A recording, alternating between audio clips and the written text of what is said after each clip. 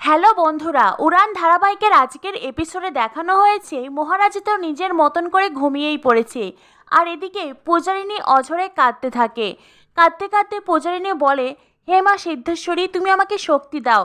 এই বলে আবারও পূজারিনী কাঁদতে থাকে আর কান্না করতে করতেই পূজারিনী ঘুমিয়ে পড়ে। এদিকে রাতের বেলা মহারাজ স্বপ্নে দেখে ছোটবেলার সেই ঘটনাটা, কিভাবে সোমনাথ মহারাজকে খুনের অপরাধে ফাঁসিয়েছিল। সেই দুঃস্বপ্ন দেখার পরেই মহারাজের ঘুম ভেঙে যায়। মহারাজ লাফিয়ে ওঠে আর তারপরেই চোখ ডলতে ডলতে মহারাজ দেখে পূজারিনী মেঝেতে শুয়ে আছে। মহারাজ মনে মনে ভাবতে থাকে, উনি ওইভাবে ওখানে শুয়ে আছেন কেন? এই বাড়িতে কি আর শুয়ে থাকার কোনো জায়গা নেই? এরপরেই মহারাজ গিয়ে পূজারিনীকে ডাকে, এই যে শুনছেন, এই যে শুনছেন।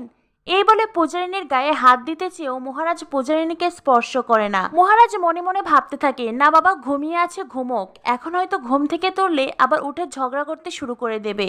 এরপরেই মহারাজ পূজারিনীর গায়ে একটা চাদর দিয়ে দেয় আর নিজের মতন করে আবারও ঘুমিয়ে পড়ে। ভোর রাতে পূজারিনীর ঘুম ভেঙে যায়। পূজা ঘুম থেকে উঠে দেখে গায়ে চাদর জড়ানো। পূজা তখন মনে মনে ভাবতে থাকে, কি হলো, আমি তো কালকে এমনিতেই ঘুমিয়ে পড়েছিলাম, তাহলে আমার গায়ে এই চাদর এলো কোথা থেকে? এরপরেই পূজা দরজার দিকে তাকায়, দেখে দরজাও বন্ধ। পূজা তখন মনে মনে বলতে থাকে, দরজাও তো বন্ধ, তাহলে? এরপরেই পূজারিনী চাদর ভাঁজ করে খাটের ওপর রাখে আর তারপরে মহারাজের দিকে তাকিয়ে ভাবে, নিশ্চয়ই উনি আমার গায়ে কালে চাদরটা দিয়ে দিয়েছিলেন। এরপরেই পূজারিনী জানালার দিকে তাকায় আর জানালার দিকে তাকিয়ে পূজা ভাবতে থাকে, আমার জীবনের নতুন ভোর, আজ থেকে আমার জীবনের নতুন লড়াই শুরু।